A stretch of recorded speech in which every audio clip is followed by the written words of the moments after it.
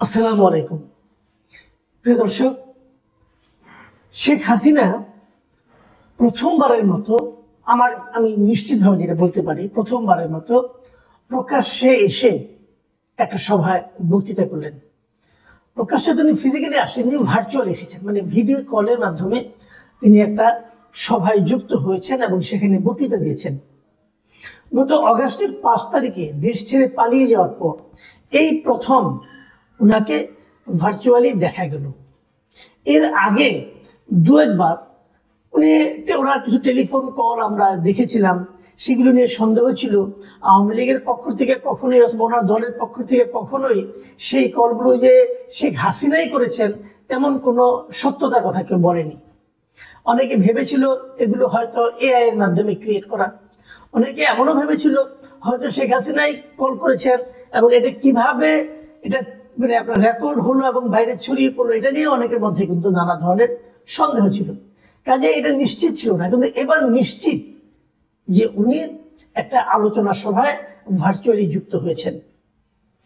কোথায় হয়েছে সেই আলোচনা সভায়? সেই আলোচনা সভা হয়েছে নিউ ইয়র্কে সেই আলোচনা সভা আজকে হয়েছে এবং এই নিউজটা আমি পেলাম কলকাতার আনন্দবাজার পত্রিকায়, এবং সেটা আজই মানে 3 ডিসেম্বর সন্ধ্যা 6টা 11 মিনিট ওদের সময়, তার মানে আমাদের সময় হলো মানে 6টা 41 মিনিটে সন্ধ্যা তারা এই নিউজটাকে আপ করেছে।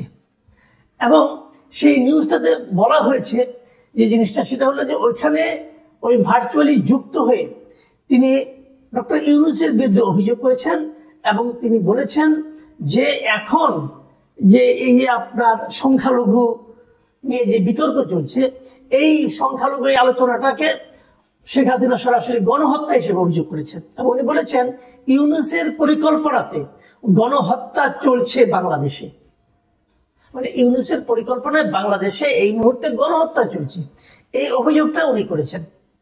নিউ ইয়র্কের ওই সভায় উনি আরো অনেক কথা বলেছেন, সেই কথাগুলো নিয়ে আমরা একটা একটা করে কথা বলবো। উনি কি বলেছেন এবং কি ব্যাখ্যা দিয়েছেন, সেখানে উনি কিভাবে আন্দোলনটা হয়েছিল আন্দোলনটাকে একভাবে ব্যাখ্যা করেছেন, উনি কেন দেশ ছেড়ে চলে গেলেন সেটাকে উনি ব্যাখ্যা করেছেন, সেই বিষয়গুলো আমরা দেখব।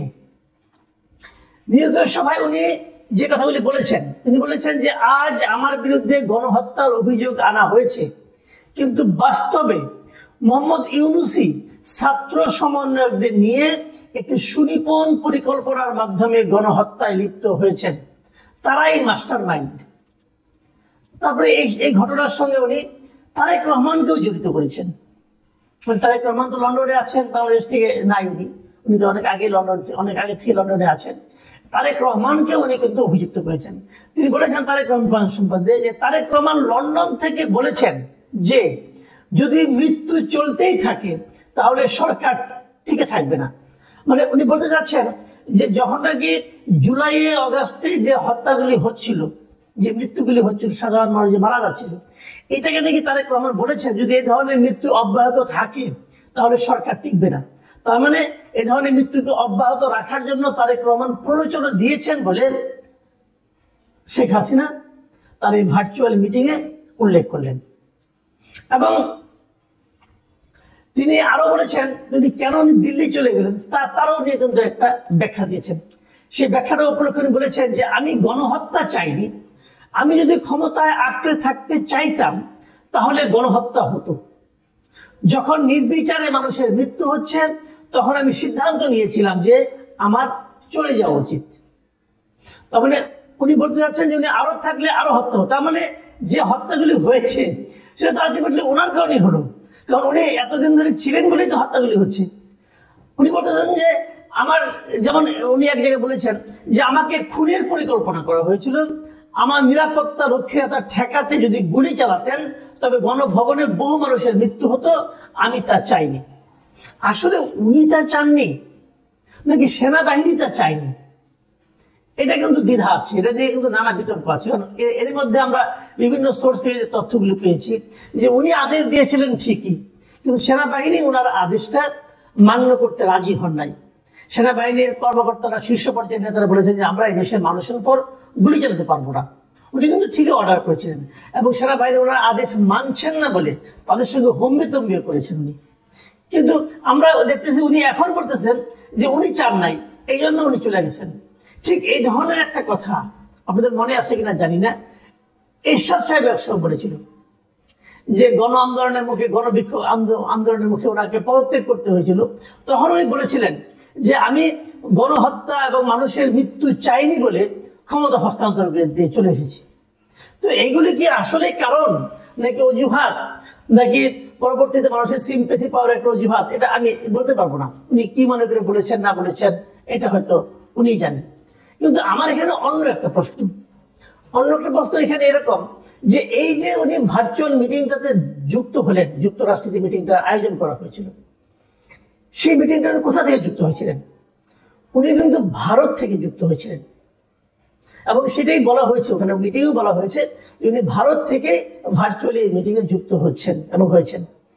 কারণ ভারত থেকে উনি কিভাবে যুক্ত হলেন?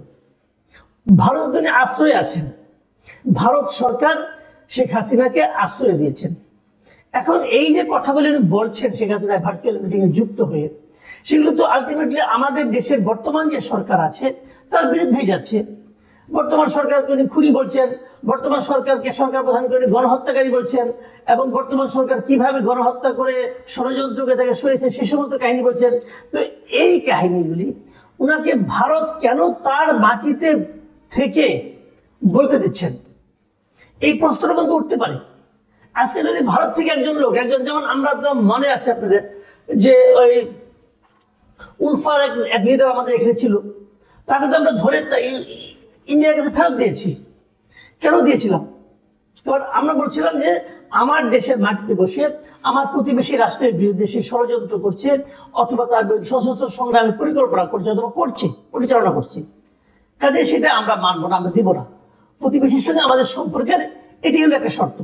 তাহলে ওদের সঙ্গে আমাদের শান্তিপূর্ণ সম্পর্ক তো আছে, দৃশ্য তো যা খুশি হোক না কেন, কিন্তু কূটনৈতিক ভাবে তো ওনারা আমাদের বন্ধু, আমরা ওনাদের বন্ধু, আমরা ওনাদের প্রতিবেশী।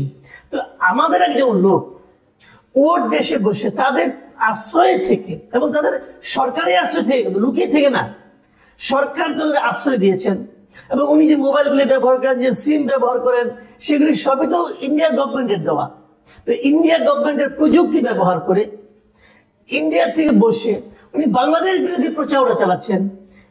এটা ইন্ডিয়া কেন করতে দিচ্ছে? ইন্ডিয়ার যে কূটনৈতিক যে নীতি নৈতিকতা, তা কি এই ধরনের আচরণকে পারমিট করে? আমি জানি না আমাদের সরকার এটা কিভাবে নেবে। আমি তো মনে করি আমাদের পররাষ্ট্র মন্ত্রণালয় উচিত যে এই ধরনের তৎপরতা যদি ভারত থেকে চালায়, তাহলে ভারতকে বলা যে আমাদের এই ভদ্রমহিলার বিরুদ্ধে তো অলরেডি অনেকগুলো হত্যা মামলা করা হয়েছে, তার বিরুদ্ধে এখানকার আদালত সমন জারি করেছে, তাকে তো আমাদের এখানে ফেরত পাঠানো উচিত। কিন্তু তা না করে তাকে ওখানে অবাধে বসে আমাদের রাষ্ট্র বিরোধী প্রচারণা চালানোর যে সুযোগ দেওয়াটা, এটা ইন্ডিয়ার উচিত কিনা, এটা কিন্তু একটা দেখতে হবে। আবার দ্বিতীয়ত, আমরা কিন্তু অনেক সময় এমনও দেখেছি যে একটা দেশ থেকে সে পালিয়ে চলে যায় আরেক দেশে, সেই দেশ তাদেরকে আশ্রয় দেয়। যেমন আমাদের স্বাধীনতা যুদ্ধের সময় আমরা কি দেখেছিলাম, আমাদের আওয়ামী লীগের নেতারা কিন্তু ভারতে পালিয়ে গেছে, যে ভারতে বসে থেকে কিন্তু যুদ্ধটা পরিচালনা করছে, শুরুটা করেছেন। তারপরে তারা কিছু সময় ভারতে থেকেছেন, কিছু সময় বাংলাদেশে এসেছেন, আবার যুদ্ধ করেছেন, আবার গেছেন। তো এগুলো তো চলছিল, সেটাকে আমরা বলছিলাম একটা বিপ্লবী সরকার। তাহলে কি শেখ হাসিনা ভারতে বসে আমাদের এই সরকারের বিরুদ্ধে আন্দোলন করার জন্য প্রিপারেশন নিচ্ছেন? হতে পারে, এটাও আমি জানি না কোনটা আসলে হচ্ছে। কিন্তু রিয়েলিটি হলো শেখ হাসিনা প্রথমবারের মতো আসলেন, এবং আমার ধারণা আগামীতে উনি এভাবে আরো আসতেই থাকবেন, এবং উনি যে আসবেন এভাবে নিয়মিত ভার্চুয়ালি, আমার ধারণা বাংলাদেশে অনেক অনুষ্ঠানে উনি ভার্চুয়ালি যুক্ত হবেন, যেমনটি নাকি তারেক রহমান গত কয়েক বছর ধরে হয়েছিলেন। যদি সেরকম কিছু হয়, সেটা কি আওয়ামী লীগের জন্য ভালো হবে, আওয়ামী লীগের জন্য খারাপ হবে, অথবা আমাদের দেশের রাজনীতির যে স্থিতিশীলতা তার জন্য ভালো হবে? আগামী নির্বাচনের আগে কি আমরা শেখ হাসিনাকে আরো বেশি অ্যাক্টিভ দেখতে পাবো ভার্চুয়ালি? এই সমস্ত বিষয় কিন্তু সামনের দিনগুলিতে আলোচনায় আসবে। প্রিয় দর্শক, প্রসঙ্গগুলো মাথায় রাখুন, পরে না হয় মিলিয়ে নেওয়া যাবে।